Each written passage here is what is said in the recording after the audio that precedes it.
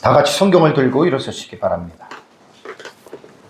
봉독해드릴 하나님의 말씀은 누가복음 22장 19절에서 20절 말씀까지를 제가 봉독해드리겠습니다. 이것은 하나님의 말씀입니다.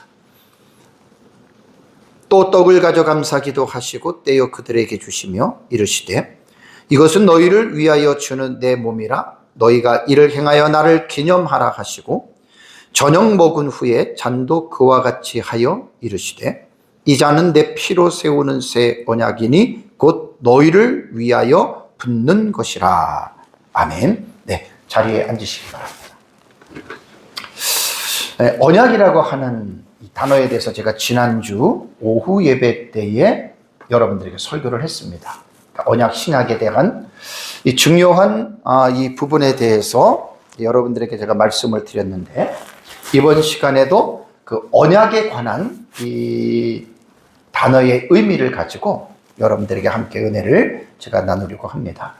언약이라는 말의 의미는 두 당사자 간의 공식적인 약속을 의미합니다. 이는 법적인 혹은 윤리적으로 혹은 종교적인 성격을 가질 수가 있고요. 성경에는 특히 하나님과 인간 사이에 있어서 하나님께서 주도하시는 신적인 약속을 성경에는 매우 많이 강조하고 있다라고 하는 여러분 그러한 사실입니다. 오늘 제가 설교에는 7가지 언약이라고 하는 이 제목이 이제 설교 제목 속에 들어가거든요. 상당히 지난주 오후 예배와 이번 시간에는 성경 신학의 분야에서 언약 신학이라고 하는 이 부분에서 7가지 언약의 봉우리 산맥이라 그래요. 아주 중요한 내용을 정말 간략하게 이번 시간에는 언약 신학에서 다루고 있는 이런 중요한 성경에 나타난 언약에 대해서 여러분들에게 제가 간략하게 말씀을 제가 드리려고 합니다. 그 이유는 하나님 나라 시리즈 설교를 지금 창세기부터 시작하면서 사실은 이 구속사의 의미가 이미 창세기 3장 15절부터는 제가 구속사의 의미를 여러분들에게 말씀을 드렸습니다. 그리고 구속사의 이 의미를 가지고 성경을 공부하는 가운데는 반드시 동전의 앞 뒷면에 위치하고 있는 언약 신학이라고 하는 언약에 대한 그 의미도 함께 여러분 우리는 공부를 해야 됩니다. 그러니까 제가 지금 성경을 창세기부터 하나님 나라라고 하는 그 시리즈가 성경의 가장 중요한 여러분 그 중심 주제라고 했습니다. 그 중심 주제 아래에 구속사가 하위 태제로 구속사가 들어가고, 그 다음에 그 구속사의 밑에는 언약신학이라던가 모형론이라고 하는 이러한 중요한 신학적인 입장이 뒷받침되는 거예요. 그래서 우리가 성경을 올바르게 하나님의 말씀을 여러분들이 공부하기 위해서는 하나님의 나라라고 하는 전체적인 성경의 이 중심 주제를 망각하면 안 되고요. 그 하나님의 나라를 올바르게 이해하기 위해서는 구속사와 언약신학과 모형론이라고 하는 이러한 신학적인 부분들을 여러분들이 성경을 통해서 정리를 해가면서 성경을 공부하셔야지 사실 성경을 올바르게 이해할 수가 있는 거예요. 많은 사람들이 30년, 40년, 50년을 교회를 다녔어도 성경에 나타난 이런 중요한 신학적인 의미를 공부하지 않고 무조건 성경을 읽은 사람들은 성경에서 말하고 있는 하나님의 나라라든가 구속사라든가 이런 언약 신학이라든가 모형론이라고 하는 이러한 차원에서 이 말씀을 절대로 이해하지 못합니다. 조금만 그냥 이해하고 있다고 하는 사실입니다.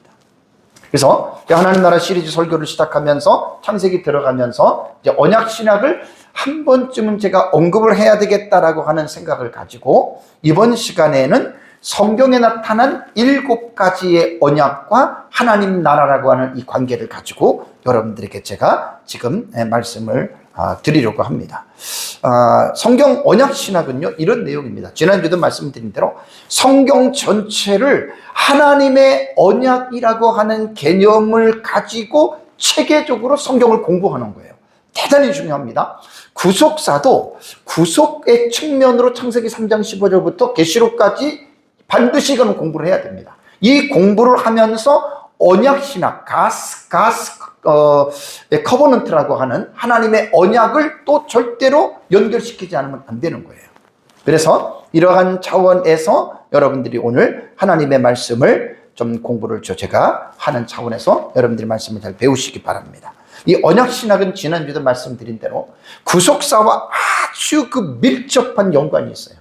아주 밀접한 연관을 갖고 있는데, 구속의 역사가 이 세상에서 흘러가는 역사 속에서 언약 신학은 그 흐름을 체계적으로 설명해 주는 역할을 한다 그랬어요.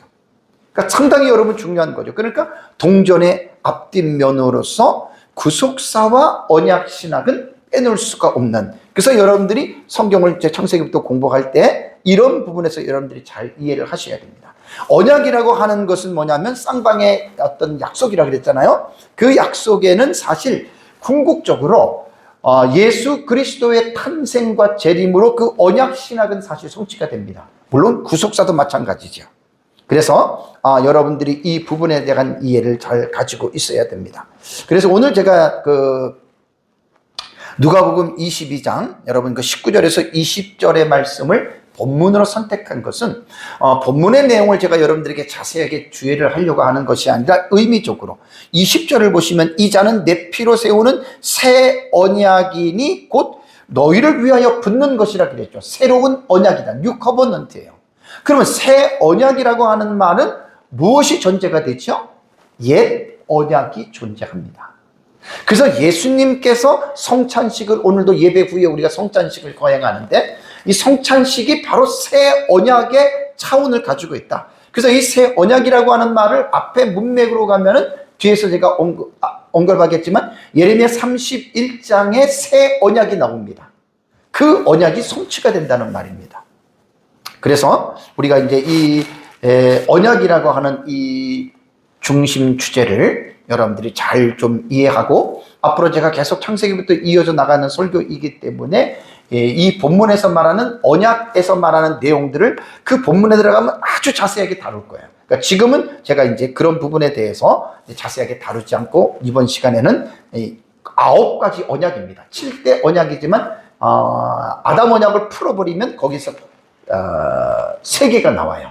그래가지고 아담 언약부터 해가지고 9개의 언약을 보는데, 그 언약이라고 하는 것은요, 언약 신학자들에 의한 그들의 주장을 보면은 적게는 6대 언약으로 말하는 학자들도 있고요, 또 7대 언약으로 말하는 사람도 있고 9대 언약으로 말하는 사람들이 있습니다. 근데 딱 그게 거기서 거기에요. 다만 어떤 것들을 어떤 주제에 포함시키느냐 또 포함시키지 않느냐, 아니면 그것을 취급하지 않느냐 하느냐, 그 차이이기 때문에 여러분들이 이 언약을 이렇게 보는데, 저는 7대 언약으로, 그러니까 7가지 언약이죠. 저는 7가지 언약에 9가지에 대한 언약에 대한 내용이 나옵니다. 저는 이렇게 여러분들에게 제가 세부적으로 말하면 말씀을 드리겠습니다. 자, 우선 성경에 기록된 7대 언약. 언약 신약에서는 어떻게 얘기를 하냐면 아담 언약, 노아 언약, 아브라함 언약, 모세, 시내산 언약, 다윗 언약, 새 언약, 여기까지만 보는 학자들도 있어요. 그러면 이렇게 보면 되죠. 다음에 이제 하나를 더 추가한다면 재림 언약이 있습니다. 신약 성경에 들어와서 재림에 대한 이 언약, 물론 재림 언약은 구약 성경에 있어요. 이 아담 언약을 3가지로 구분을 하는데 창조 언약, 행위 언약, 은혜 언약으로 이렇게 여러분 포함을 합니다. 제가 창세기 설교할 때 다 다른 본문이에요. 그때는 좀 제가 언약이라고 하는 이 부분을 좀 강조하지 않고 하나님께서 이렇게 명령하셨다라고 하는 이러한 차원에서 여러분들에게 말씀을 드렸는데, 먼저 우리가 살펴볼 것은 아담 언약에 대해서 제가 말씀을 드립니다. 아담 언약에는 창조 언약, 행위 언약, 은혜 언약을 3개를 하나로 크게 다룹니다. 자, 아담 언약에서 첫 번째는 창조 언약입니다. 창조 언약은 창세기 1장 26절에서 28절에 나오는 내용이죠. 언약의 당사자는 하나님과 아담이 맺은 언약입니다. 하나님이 이르시되, 이것은 뭐냐면 하나님께서 사람을 창조하실 때 우리의 형상을 따라 우리의 모양대로 우리가 사람을 만들고 그들로 바다의 물고기와 하늘의 새와 가축과 온 땅에 기는 모든 것을 어떻게 해요? 다스리게 하자 하시고, 그리고 27절에 가서야 하나님께서 자기 형상 곧 하나님의 형상대로 사람을 창조하시되 어떻게 해요? 남자와 여자를 창조하시고, 그 다음 창조하신 다음에 28절에 보면 하나님이 그들에게 복을 주시면 하나님이 그들에게 이르시되 요메르 엘로힘, 하나님이 이르시되, 이게 지금 언약적인 관계라는 거예요. 뭐라고 하나님께서는 이 창조 언약에 들어가냐면 아담에게 생육하고 번성하여 땅에 충만하라. 동사는 충만하라는 말입니다. 그러니까 생육하고 번성해서 땅에 충만하라. 그러니까 번성하라는 거예요. 자녀를 많이 낳아서 이 땅에 충만하게 자녀를 번식시키라는 말입니다. 그리고 또 하나는 땅을 어떻게 해요? 정복하라. 이게 문화적인 사명이라는 거예요. 이게 지금 언약, 창조 언약에 들어가는 내용이라는 말이에요. 그 다음에 바다의 물고기와 하늘의 새와 땅에 움직이는 모든 생물을 어떻게 해요? 다스리라. 이거는 만물의 영장에 관한 여러분 이 부분이라고 여러분들에게 제가 말씀을 드렸습니다. 그러니까 우리는 이 창조 언약을 통해서 우리는 무엇을 생각할 수가 있냐면, 인간은 홀로 독립적인 존재로 사람끼리만 살아서는 안 되는 거예요. 하나님께서 창조하신 만물을 하나님의 대리자의 입장에서 그 만물을 어떻게 해요? 다스려야 할 만물의 영장에 책임이 있다라고 하는 사실을 결코 잊어서는 안 됩니다. 그렇다고 무슨 우주의 태양과 달과 별을 다스릴 그건 아닙니다. 딱 한계가 제한이 되어 있는 게 다섯째 날에 창조하신 바다의 물고기, 그 다음에 하늘의 새, 여섯째 날에 창조한 땅에 움직이는 모든 생물들을 다스리라는 거예요. 이 부분을 잘 여러분들이 기억을 하셔야 됩니다. 그러고 나서 이제 조금 더 우리가 이 창조 언약을 확장시킨다면, 창조 언약은 자연과의 관계뿐 아니라 대사회적인 부분에도 여러분 약속이 담겨져 있다라는 말입니다. 그게 뭐냐면 가정을 세우죠. 결혼해서 자식을 낳고 그 가정을 통해서 자녀를 양육하면서 그 자녀가 이 세상에 나가서 인화협동적인 삶을 살아가도록 가르치는 겁니다. 가정에서 낳는 자녀가 이 세상에서 악의 도구로 악한 존재로 살아가는 것이 아니라 많은 사람들과 더불어서 대사회적인 인화협동적인 그러한 자세를 가지고, 그러한 인격을 가지고 주변에 있는 사회에서 많은 사람들과 함께 협동을 이루면서 살아가라고 하는 이 사명이 청지기적인 사명입니다. 우리가 예수님을 믿으면 그냥 나만 믿고 나만 구원받고 우리만 복받고 우리 가정만 잘 되고 우리 교회만 잘 되는 곳으로만 우리가 예수 믿는 목적을 둔다면 그 사람은 예수님을 잘못 믿는 사람입니다. 그 사람은 성경을 잘못 오해하고 있는 사람입니다. 그래서 하나님의 창조 언약에는 우리가 이 자연 만물에 대한 이런 부분까지도 생각을 갖고, 그 다음에 가정부터 시작해서 대사회적인 부분까지 여러분 이 창조 언약이 있다라고 하는 거 기억하시기 바랍니다. 두 번째는 행위 언약입니다. Covenant of Works예요. 행위 언약은 우리가 창세기 2장 16절 17절 제가 자세하게 설명을 했기 때문에 이번 시간에는 워낙 중요한 내용들이 다 있기 때문에 간단하게만 말씀을 드리겠습니다. 행위 언약은 뭐냐면 창세기 2장 16절 17절에 에덴 동산에서 하나님께서 아담과 어떤 행위를 약속을 하죠? 선악을 알게 하는 나무의 열매는 먹지 말아라. 이걸 약속을 한 거예요. 그리고 먹는 날에는 반드시 너희는 죽는다. 언약입니다. 여러분, 우리가 사람과 사람과의 언약도 우리가 중요하게 생각을 하는데, 살아계신 하나님과 맺은 언약이야말로 여러분 얼마나 중요하겠습니까? 하나님이 사람들에게 장난으로 언약을 한 게 아닙니다. 분명한 약속입니다. 먹는 날에는 반드시 너는 죽는다. 성경에는 예수를 믿지 않으면 멸망하고 지옥 간다. 언약입니다. 약속입니다. 그런 약속을 아주 우습게 여러분 여기지 마시기 바랍니다. 그래서 언약의 당사자는 아담과 하와이고요. 하나님과 아담이고요. 아담은 놀라운 게 뭐냐면 모든 인류의 머리로서 하나님과의 언약을 맺는 겁니다. 이거 여러분 꼭 잊어버리시면 안 됩니다. 모든 사람을 대표한 대표의 원리입니다. 그리고 아담의 순종 여부에 따라서, 불순종 여부에 따라서 대표자기 때문에 모든 사람들이 이 행위 언약에 전부 다 함의 되어 있다, 포함되어져 있다. 그래서 로마서 5장 12절을 보면 그러므로 뭐라고 그랬습니까? 한 사람으로 말미암아 죄가 세상에 들어왔다. 이 하나님 말씀이에요. 그리고 죄로 말미암아 사망이 세상에 들어왔고, 그 다음에 말하는 게 뭐냐면 이와 같이 모든 사람이 죄를 지었으므로 사망이 모든 사람에게 이르렀느니라라고 로마서 5장 12절에는 분명하게 우리에게 교훈하고 있습니다. 나는 아담과 같이 에덴 동산에서 산 적도 없고, 나는 에덴 동산에서 선악과를 따먹은 적도 없습니다. 그런데 왜 내가 죄인이 됩니까? 이렇게 죄는 대표적인 원리를 가지고 있다라고 하는 것, 여러분들이 꼭 기억을 하셔야 됩니다. 그래서 이 행위 언약의 아담과 하와가 불순종함으로 말미암아 인간은 반드시 죽는다 그랬잖아요. 그래서 죽음엔 세 가지입니다. 육체적인 죽음, 영적인 죽음, 영원한 죽음. 그래서 아담 이후에 태어나는 자손들은 반드시 죽어야 되고, 그 다음에 영적으로 죽었다는 말은 뭐냐면 하나님을 알지 못해요. 하나님을 알지 못하기 때문에 이것은 하나님에 대한 이 지식은 교육을 통해서 하나님에 대한 지식을 우리가 받는 거예요. 그래서 이제 아담의 10대 톨로도트에서 제가 여러분들에게 지난주까지 설교한 것은 뭐냐면, 가정 안에서 하나님의 나라의 복음은 부모로부터 자식에게 계대 전승이 되는 쉐마 교육. 들으라 이스라엘아, 들으라 자녀들아. 창세기 5장의 아담의 톨로도스는 바로 그러한 가정 안에서 부모로부터 자식에게 하나님의 나라의 복음이 계속해서 전수되고 가르쳐지는 것. 꼭 여러분들이 이 부분을 생각을 해야 됩니다. 그래서 언약의 조건은 먹지 말아라. 약속의 내용은 먹으면은 영생이지만 먹지 않는 경우에는 죽는다. 그게 지옥에 대한 형벌을 말을 한 것입니다. 세 번째는 은혜 언약입니다. Covenant of Grace입니다. 은혜 언약은 창세기 3장 15절입니다. 너무 중요하지. 1시간 설교를 했어요, 이거는.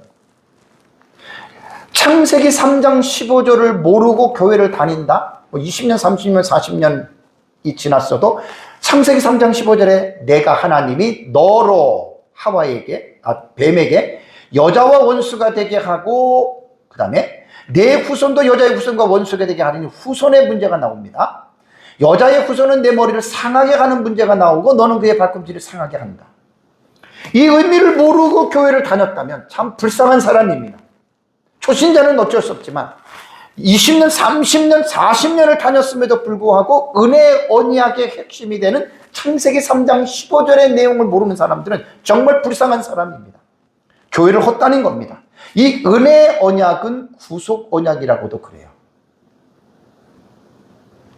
그래서 창세기 3장 15절에 여자의 후손이 나오잖아요. 그 여자의 후손이 바로 누구냐면은 예수 그리스도를 말하는 거예요. 그래서 아담과 하와가 에덴 동산에서 범죄한 이후에 하나님께서는 그들에게 최초의 복음을 그들에게 가르쳐 준 거예요. 그래서 원시 복음이라고 하는 거예요. 원시 복음. 처음 복음이에요. 죄인들에게 최초로 들려주는 기쁨의 소식. 이것이 창세기 3장 15절. 그래서 죄로 말미암아 죽을 수밖에 없었던 인간에게 하나님께서 이게 바로 Covenant of Grace예요. 은혜예요. 은혜. 값없이 주는, 이거는 일방적인 성격이 있습니다. 행위 언약은 어때요? 당사자 간에 협약이 돼 있고 너는 인간에게 책임이 부여됐지만, 은혜 언약은 일방적인 언약이에요. 그래서 7대 언약을 여러분들이 우리가 공부를 하면서 이 언약의 성격이 일방적이냐 아니면 쌍방적이냐, 이것도 여러분 우리는 반드시 볼 수가 있어야 됩니다. 그래서 이 은혜 언약은 바로 창세기 3장 15절에서 여러분 우리는 기억을 해야 됩니다. 그래서 여기서 너의 여자의 후손이 나오잖아요. 그죠? 여기 여자의 후손. 여자의 후손이 바로 예수 그리스도예요. 예수 그리스도의 초림과 재림까지, 우리 역사적 전천년은 재림까지 보거든요. 그러니까 이 여자의 후손에 대한 계시가 바로 예수 그리스도의 초림과 재림이고, 예수 그리스도의 십자가의 죽으심과 부활과 승천이 예수 그리스도에 대한 지식이 이 여자의 후손 속엔 다 함이 되어져 있습니다. 동정녀 탄생, 무죄의 삶, 십자가의 죽으심, 3일 만에 부활하심, 하늘로 올라가심, 하나님 보좌 우편에 앉으심, 그 다음에 다시 재림하실 그 예수 그리스도. 이 여자의 후손 속에는 예수 그리스도의 전체적인 모든 내용들이 7가지가 이 여자의 후손 속에 함이 되어져 있다. 십자가의 죽음 다 여기에 들어갑니다. 시간상 그냥 자세한 것 하고 빼고 넘어가겠습니다. 그래서 이 은혜의 언약은 구속 언약이라고도 여러분 부른다라고 여러분들에게 말했습니다. 이것이 아담 언약입니다. 다시 정리를 하면 아담 언약은 창조 언약과 그 다음에 행위 언약과, 요거는 쌍방이에요. 은혜 언약, 이거는 하나님 일방적이죠. 이것을 하나의 아담 언약이라고 부른다는 말입니다. 그래서 은혜라고 하는 말은 뭐냐면 일방적인데, 구원으로 여러분 우리가 표현을 한다면, 절대로 구원은 인간의 행위나 인간의 노력에 의해서 구원은 받을 수가 없습니다. 그래서 에베소 2장 8절과 9절은 아예 못을 꽝 박아놨어요, 하나님이. 자, 너희는 죄인들 구원받은 에베소 교회 성도들이에요. 그 은혜에 의하여, 은혜가 반드시 전제합니다.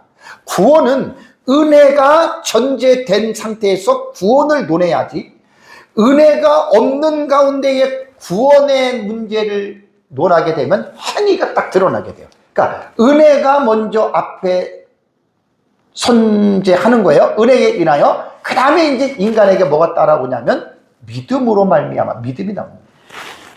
믿음으로 말미암아 구원을 받았으니, 여기 조금 더 자세하게 풀어볼게요. 자, 믿음으로 말미암아 구원을 받았다라고 하는 이 부분만 생각을 한다면 여러분 어떻게 됩니까? 뭘 믿었어요? 믿음의 대상이 안 나오잖아요. 바로 그 앞에 은혜라고 하는 요 은혜가 믿음의 대상이라는 말이에요. 그래서 에베소서 2장 4절과 5절을 보면 은혜는 뭐냐면 하나님께서 죄인들을 위해서 십자가에 내주신 그 예수 그리스도의 십자가가 그게 은혜라는 말이에요. 그러니까 이 은혜라고 하는 이 단어를 풀어야 돼요. 에베소 2장 4절에 그게 나오는 거예요. 그리스도께서 우리를 위해서 십자가에 죽으신 그 사건이 은혜고, 그 은혜에 의하여 그 은혜를 어떻게 우리는 믿었다는 말이에요. 그 은혜를. 그래서 우리가 구원을 받은 거예요, 여러분. 그러면서 이것은 구원을 받았으니, 이것은 이 앞에 그걸 말하는 거예요. 너희에게서 난 것이 아니요 그랬죠.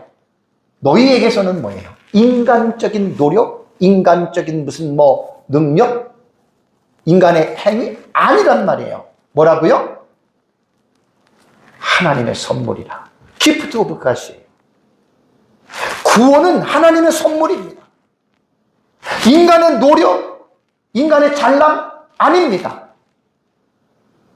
우리 가족이 몇 대 크리스천, 우리 아버지가 목사, 장로, 우리가 하나님을 열심히 믿었고, 우리가 하나님 앞에 헌금도 많이 했고, 우리가 교회도 몇 개 줬고, 그것 때문에 구원을 받는 게 아니에요. 하나님의 선물입니다, 구원은. 무엇으로? 믿음으로. 무엇을 믿어요? 은혜. 예수 그리스도의 십자가를 믿음으로. 이렇게 풀리는 거예요. 그러면서 9절에 다시 한번 상기를 시키는 게 뭐냐면, 행위에서 난 것이 아니다. 저와 여러분들이 구원을 받았다면 우리의 의로운 행위가 아닙니다. 우리의 노력이 아닙니다. 우리의 열심이 아닙니다. 구원은 하나님의 선물이기 때문에 이는 누구든지 자랑하지 못하게 하려 함이라고 분명히 대못으로 하나님이 박아놨어요. 이게 은혜 언약에서, 구속 언약에서 우리가 볼 수 있어요. 크게 두 번째는 뭐죠? 노아 언약입니다. 노아 언약은 창세기 9장 8절에서 17절, 그 뒤에도 문장이 많은데, 이 노아에 대한 이 언약은 이렇게 제가 너무 많아가지고 자세하게 말을 못 드리고, 이건 이제 제가 다음 주부터 이제 오후 예배부터 노아에 대한 설교 들어가잖아요. 6장. 그때 제가 자세하게 본문의 말씀을 드리겠습니다. 이 노아 언약은 이렇습니다. 자, 창세기 9장을 보시면은 창세기 9장의 11절, 제가 여기는 안 넣었는데 여러분 성경의 11절을 보십시오. 11절을 보면 이런 말이 나옵니다. 내가 너희와 언약을 세우리니 말이 나옵니다. 창세기 9장 11절에 내가 너희와 언약을 세운다. 이 노아 언약이에요. 그러면서 그 뒤에 보면 11절에 다시는 모든 생물을 홍수로 멸하지 아니할 것이라 땅을 멸할 홍수가 다시 있지 아니하리라는 말을 했죠. 창세기 지금 9장에는 이미 홍수로 이 땅을 심판을 했어요. 노아의 가족 8명 외에 방주에 들어간 짐승 외에 나머지는 전부 다 죽었습니다. 그러면서 하나님이 노아에 지금 커버넌트를 맺는 거예요. 언약을 맺는. 12절에 하나님이 이르시되 내가 나와 너희와 및 너희와 함께하는 모든 생물 사이에 대대로 어떻게 해요? 영원히 세우는 언약의 증거는 이것이니라. 내가 내 무지개 언약이라 그러죠. 노아 언약을.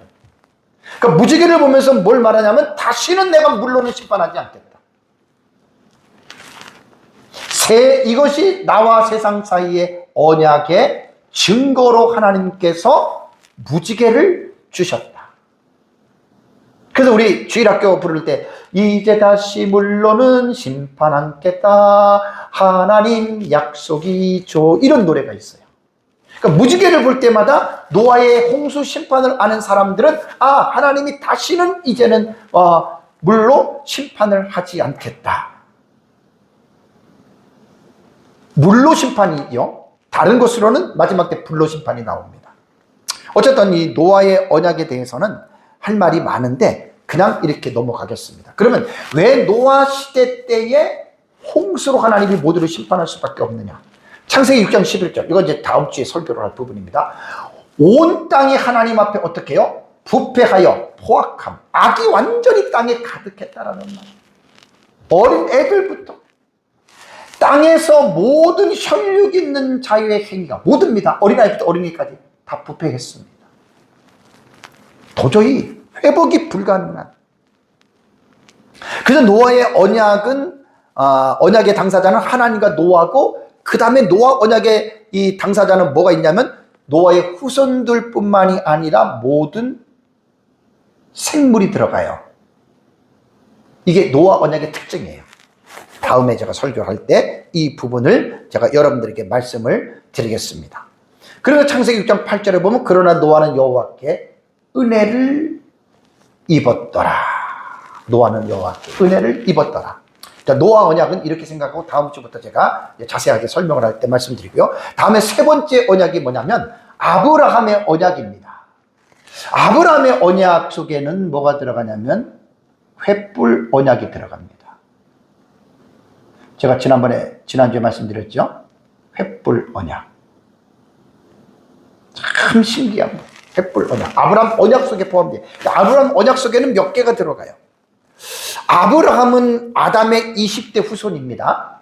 이제 11장에 들어가면, 제가 창세기 11장에 들어가면 셈의 톨로돗에서 셈의 10번째 자손이 아브라함이에요. 그러니까 아담으로부터 말하면 아브라함은 20대 자손이 됩니다. 그래서 노아 홍수 이후에 바벨탑 사건이 일어나고, 바벨탑 사건이 일어난 다음에 세상의 언어가 혼잡해지므로 사람들이 뿔뿔이 흩어지죠.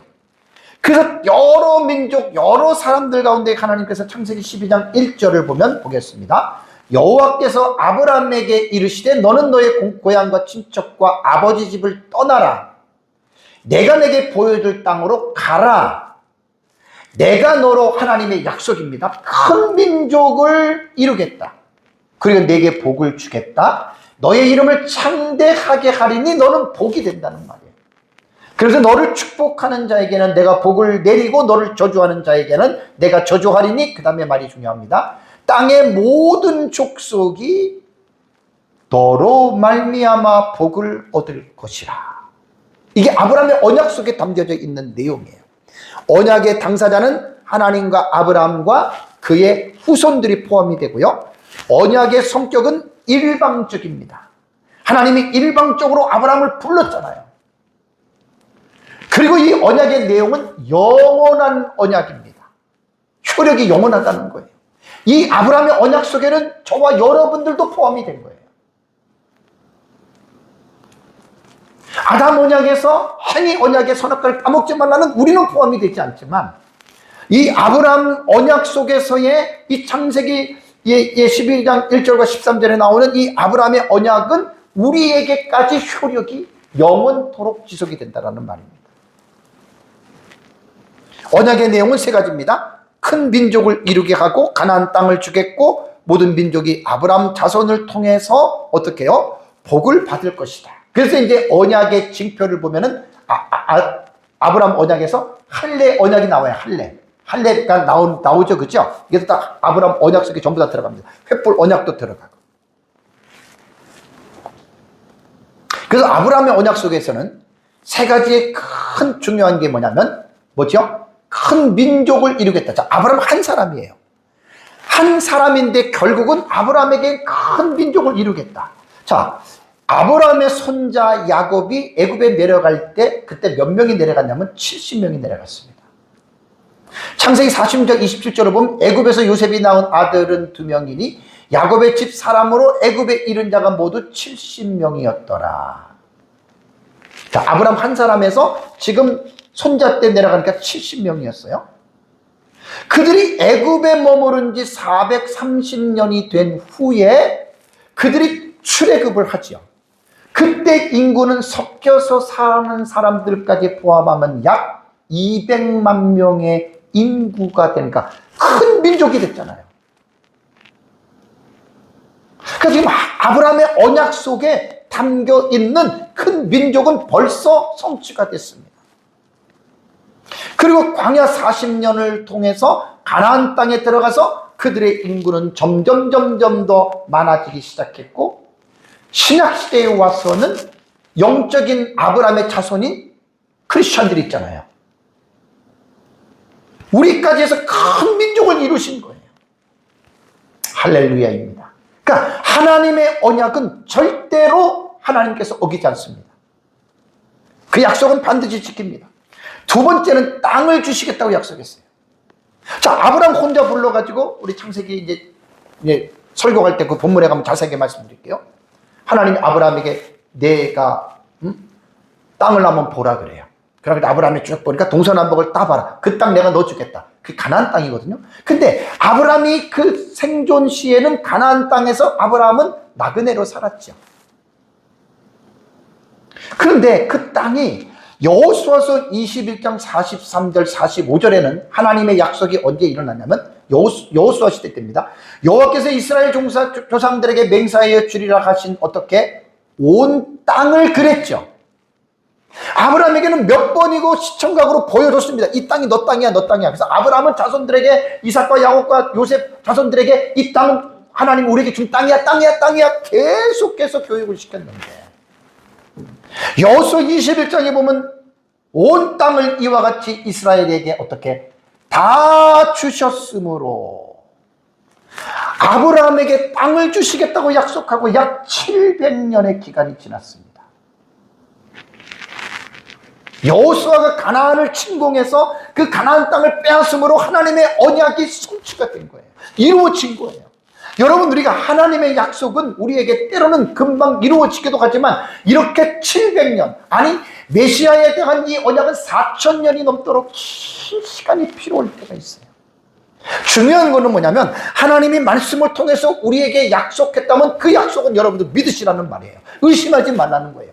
내 때에 그 약속이 이루어지지 않더라도 내 자식 때에는 반드시 하나님의 언약은 반드시 성취가 된다. 그게 믿음이에요.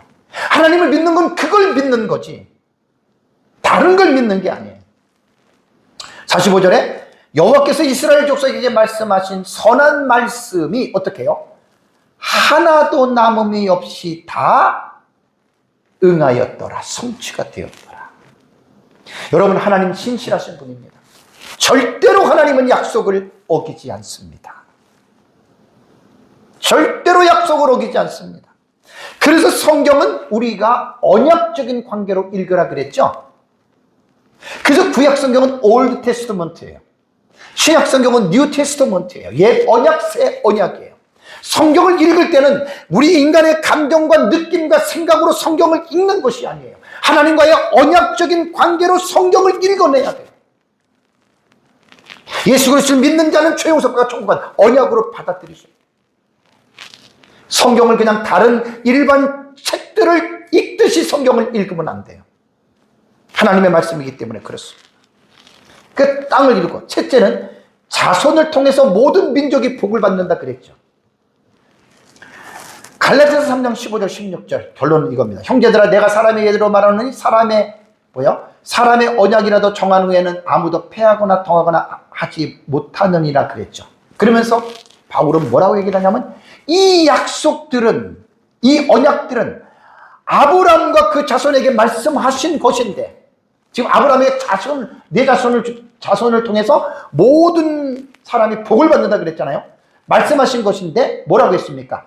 여럿을 가리켜 그 자손들이라 하지 아니했습니다.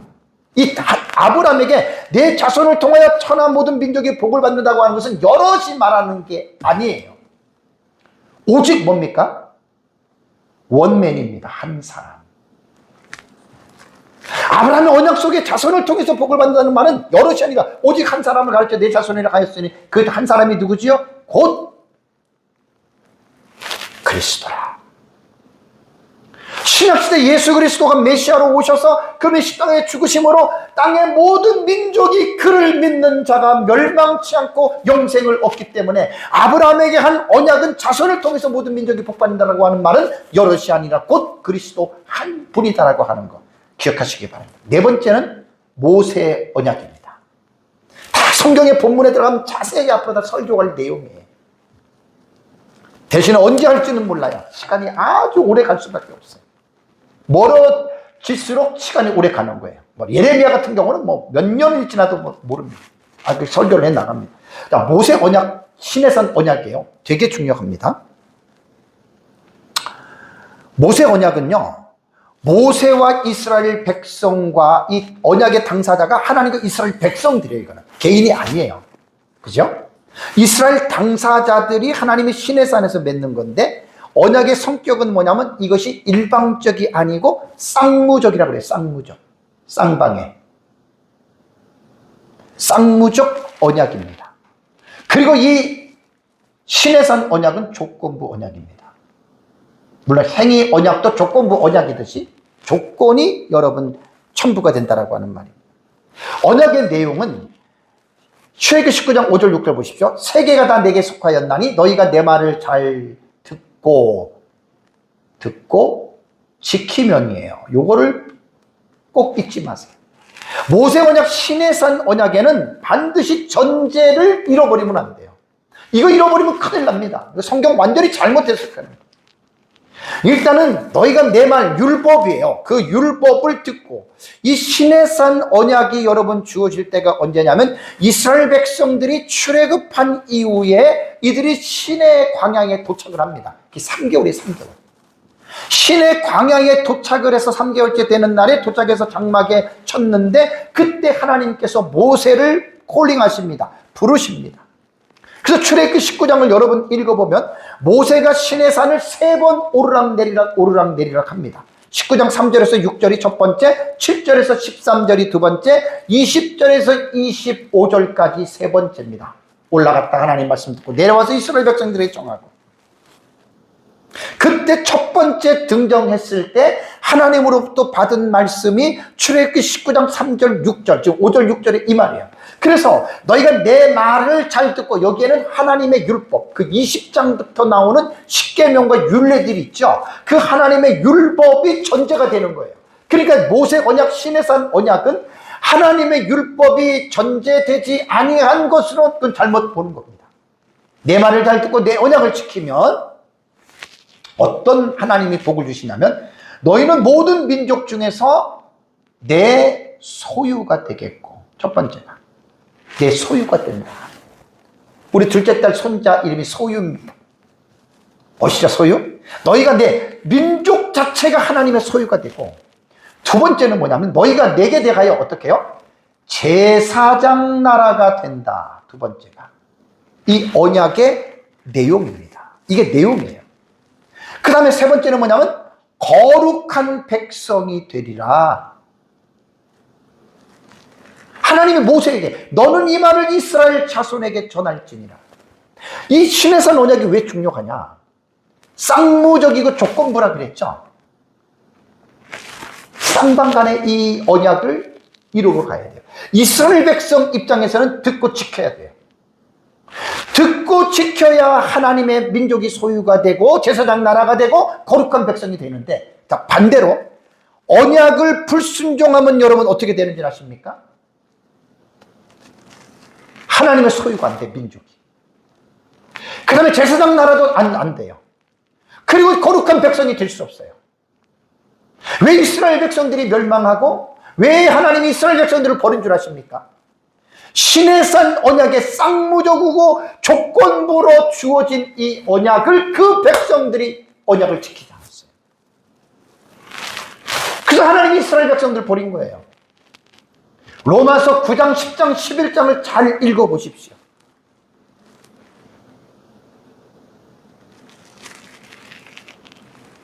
이스라엘 백성들이 하나님을 버리고 그들이 믿음에 의지하지 아니하고 행위에 의지했기 때문에 하나님이 아브라함 자손인 육적인 이스라엘 백성들을 버리고 하나님은 예수 그리스도를 통해서 신약의 교회가 아브라함의 영적인 자손으로 하나님께서 영입한 겁니다. 그래서 신약의 교회가 예수 그리스도를 믿는 성도들이 이 모세의 언약, 시내산 언약을 계승받아서, 그래서 교회가 내 말을 잘 듣고 내 언약을 지키면 반드시 이 조건부를 잊어버리면 안 됩니다. 그래서 이 율법은 성경이 다 기록됐잖아요. 그래서 신약 시대에 여러분, 우리 교회는 이 율법인 하나님의 말씀을 잘 듣고 여러분들이 지켜야 돼요.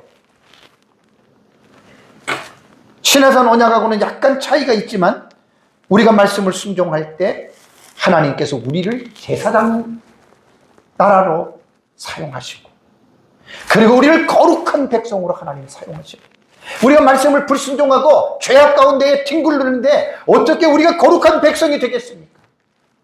오히려 하나님의 이름을 욕먹이고 그럴 수밖에 없잖아요. 시내산 언약에서 이스라엘 백성들이 율법을 어길 수밖에 없었던 이유, 이건 좀 되게 중요한데 그냥 윤곽만 말씀드릴게요. 율법의 기능을 몰라서 그래요.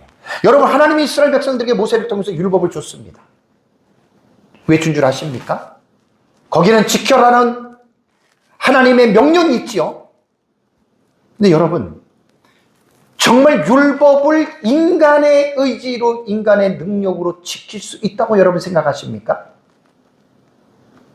못해요. 이스라엘 백성들이 그걸 못 깨달은 거예요. 그래서 로마서 3장 20절에는 그러므로 율법의 행위로입니다. 도둑질하지 말라, 간음하지 말라, 사랑하라, 이런 율법의 행위로는 그의 앞에서 의롭다 하심을 얻을 육체가 있어요, 없어요? 없어요. 율법적 태도, 율법적인 어떤 그 율법주의의 의식을 가지고 신앙생활하는 사람들이 교회 안에 열심히 신앙생활하는 사람들이 여기에 포함이 되는데 불쌍한 사람들입니다. 기도 많이 하고 성경 많이 읽고 전도 많이 하고 나는 죄를 짓지 않는다? 그러면 여러분, 그것이 과연 하나님 앞에 여러분들 그것이 의로움이 될 수 있습니까? 그리고 그것이 여러분들 스스로 여러분들 능력으로 그렇게 죄를 짓지 않고 여러분들의 능력으로 전도하고 여러분들의 능력으로 그런 의를 행했습니까? 그건 다 바리새인들입니다. 아주 악한 사람입니다. 하나님이 그런 능력을 준 거예요. 율법의 행위로는 그의 앞에서 의롭다 함을 받을 육체가 없습니다. 열심히 기도하고 열심히 전도하고 열심히 말씀 공부한다는 사람 중에 이 교만한 사람들 얼마나 많은지 모른다, 교회 안에. 불행하고 불쌍한 사람들입니다. 마치 하나님 앞에 기도할 때 세리들이 하나님 앞에 자기의 의로움을 일주일에 2번씩 금식하고 소득의 11조를 반드시 드리고, 그런 바리새인들처럼 오히려 열심히 하고 열심히 기도하고 열심히 충성해서 그것이 자기 의를 내세우는 사람은 정말 불쌍한 성도예요. 교회 안에 열심히 있는 사람들, 그 문을 통과하지 못하면 다 지 잘났다 그러고 다 하나님의 영광이 아니라 다 지 영광을 드러내는 아주 못된 사람들입니다. 교회 안에 그런 사람들, 열심히 있는 사람들 중에 그런 사람들이 꽤 있어요. 불행한 사람들입니다. 보세요. 율법으로는 뭡니까? 죄를 깨닫는 거예요. 부족과 무지와 무능을 깨닫는 거예요. 아, 내 힘으로는 원수를 사랑할 수 없구나. 아, 내 힘으로는 참을 수가 없구나. 내 힘으로는 내가 저 사람을 도와줄 수가 없구나. 아, 내 힘으로는 정말 부족하구나. 내 힘으로는 정말로 무능한 자이구나. 이것을 깨달으라고 하나님이 율법을 준 거지. 그래서 율법이 우리에게 주는 최고의 그 어떤 기능은 뭔 줄 아십니까? 이같이 율법이 그랬죠. 우리를 그리스도께로 인도하는 초등교사가 되어 우리로 하여금 무엇으로? 믿음으로 말미암아 의롭다함을 얻는 거예요. 여러분들이 금식하고 기도하고 전도하고 헌금 많이 내서 그것 때문에 하나님 앞에 의롭다함을 얻는 게 아니란 말이에요. 또 말씀드립니다. 기도 많이 하고 금식 많이 하고 열심히 전도하고 하는 사람들 좋은 거예요. 나쁜 게 아니에요. 이것이 이 사실을 깨닫지 못하면 자기 자랑하고 하나님의 영광을 가리우는 사람이 된단 말이에요. 불쌍한 사람들이에요. 제 주변의 목회자들이나 사모들이나 성도들 중에 아주 가끔 이런 사람들을 내가 봐요. 난 그런 사람들 때 내 마음이 너무나 묘져요. 저 사람은 행위를 의지하는구나, 믿음을 의지하지 않고. 그리고 자기가 좀 더 열심히 되면 열심히 못하는 사람 비난하는 거 정죄합니다. 교회는 그런 사람들은 사탄의 앞잡이 노릇하는 거예요. 자기가 열심히 한다고 하면서. 율법은 무능과 부족을 깨닫게 하는 거. 시간 있으면 좀 더 가겠는데 그냥 넘어가겠습니다. 다섯 번째가 다윗 언약입니다. 다윗 언약도 내용이 많은데 간단하게 제가 썸머리를 해서 말씀을 드릴게요. 언약의 당사자는 하나님과 다윗이면서 다윗의 몸을 통해서 태어난 그의 후손과 하나님께서 언약을 맺었습니다. 언약의 성격은 일방적입니다. 이것은 쌍무적이 아닙니다. 일방적입니다. 언약의 내용이 뭐냐? 내용을 보면 알잖아요. 하나님께서 다윗의 왕위가 그의 자손들에게 끊어지지 아니하고 영원토록 지속되게 해주겠다. 일방적입니다.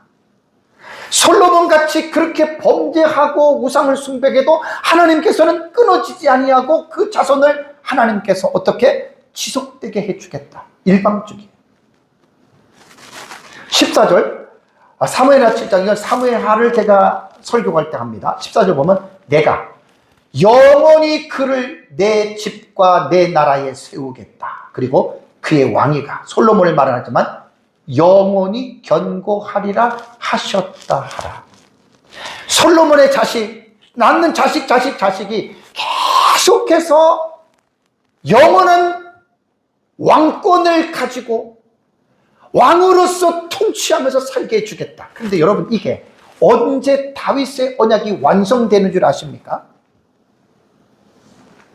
이 다윗의 언약은 어디서 완성이 되냐면 예수 그리스도의 탄생과 그 예수 그리스도의 공생의 사역을 통해서 이 다윗의 언약은 성취가 되는 거예요. 그래서 예수 그리스도가 만주의 주요 만왕의 왕이시요 그분이 모든 것들을 다스리는 킹 오브 더 킹이에요. 왕 중의 왕이에요. 그래서 만왕의 왕이신 예수 그리스도께서 세상에 오셔서 바람과 바다를 말씀 한마디로 바람과 바다야 잔잔하라고 하는 왕의 권세를 통해서 잔잔하게 하고 귀신을 쫓아내고 모든 질병을 고치고 예수님께서 모든 그 능력을 행하신 것은 그분이 바로 왕 중 왕이라는 말이에요.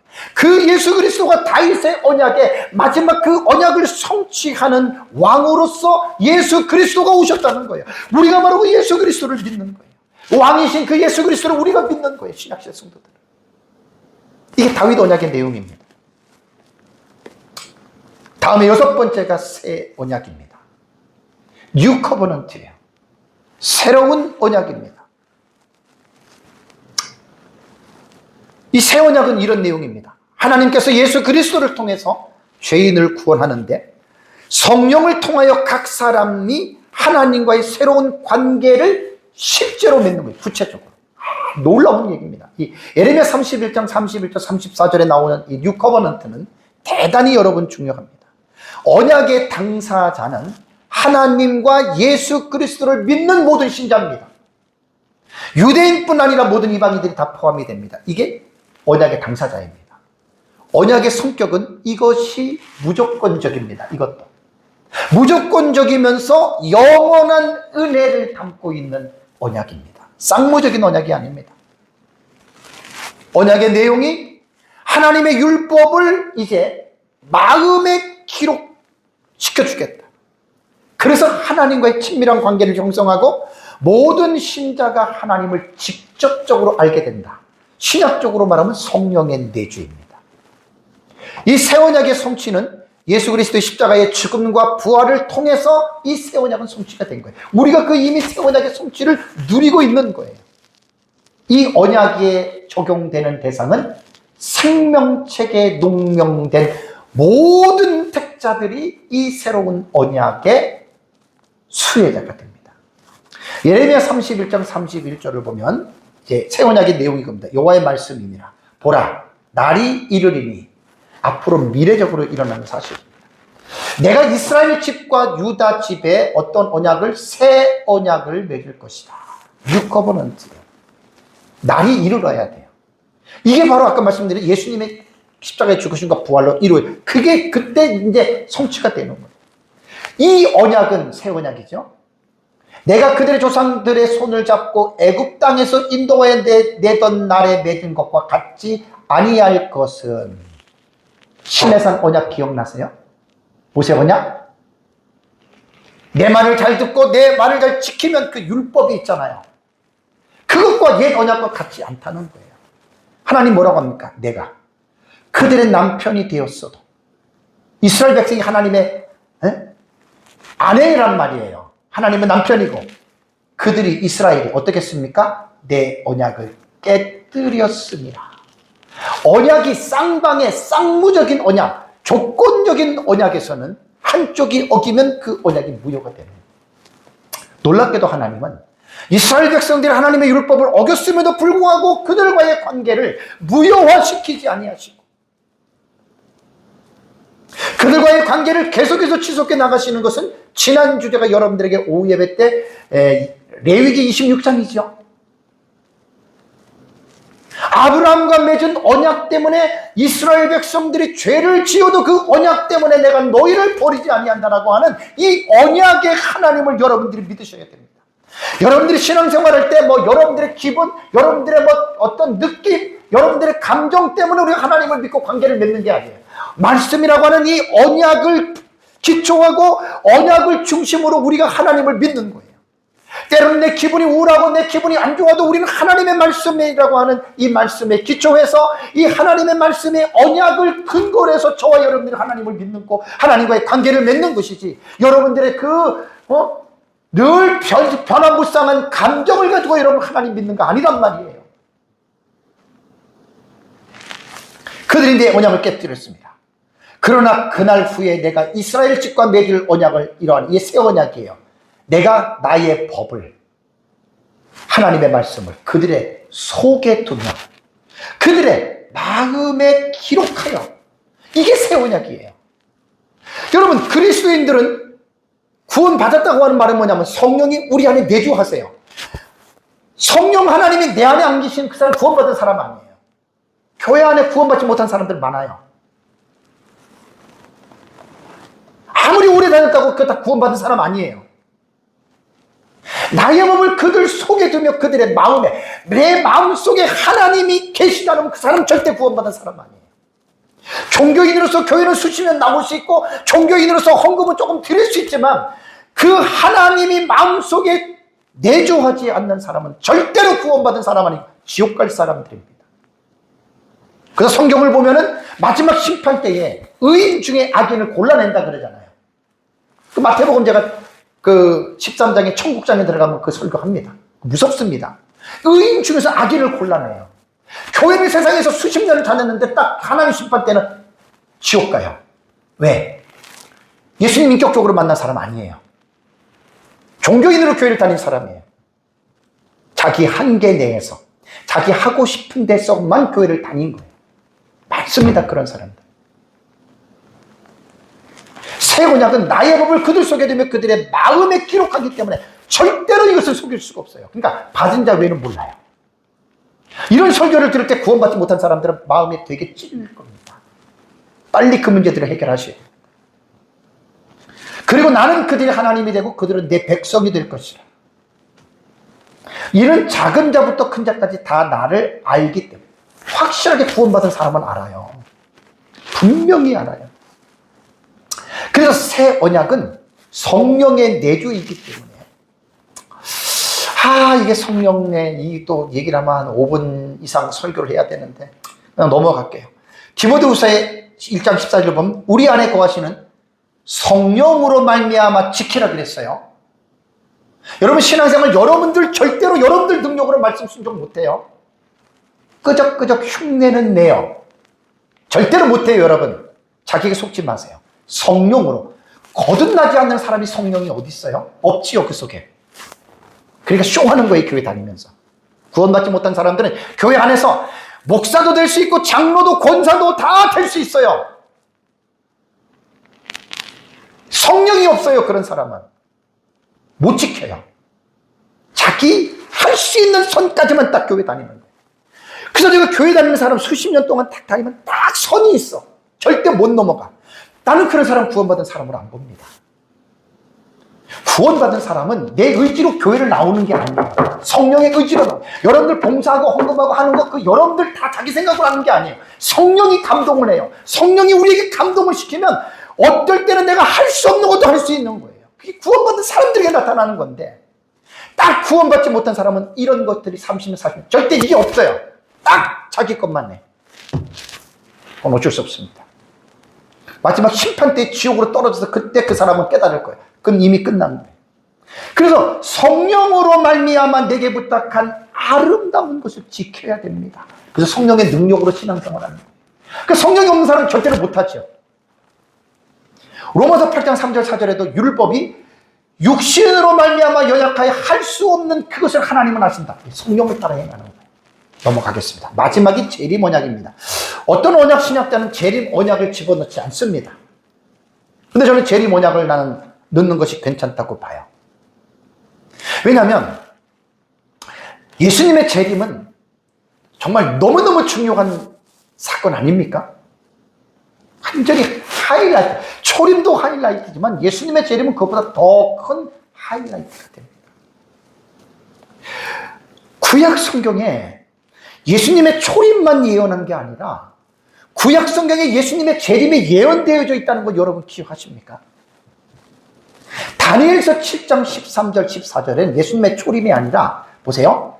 내가 또 밤 환상 중에 보니 인자 같은 이가 하늘 구름을 타고 와서 옛적부터 항상 계신 이에게 나아가 그 앞으로 인도되며 예수님의 재림이에요. 아니 예수님 초림도 안 했는데 인자 같은 이가 하늘의 구름을 타고 온다. 재림을 말을 한 겁니다. 스가랴서 11장 4절에 그날에 어떤 일이 벌어져요? 그의 발이 누구지요? 예루살렘 앞곳 동쪽 감람산에 서실 것이요. 이게 예수님 재림입니다. 놀랍지 않습니까? 예수님 초림도 하지 않았는데 지금 재림의 것까지 지금 예언하고 있다라고 하는 사실이에요.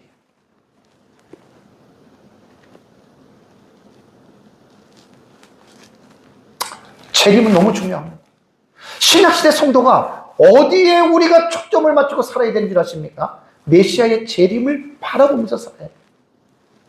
요한복음 14장 1절 3절에 예수님이 너희는 마음에 근심하지 말라. 하나님을 믿으니 또 나를 믿으라. 내 아버지 집에 거할 곳이 많도다. 천국이잖아요. 그렇지 않으면 너희에게 이랬으리라. 그 다음에 내가 너희를 위하여 거처를 예비하러 간다. 천국에 간다. 승천했잖아요. 가서 하나님 보좌 앞에 앉아 계시잖아요.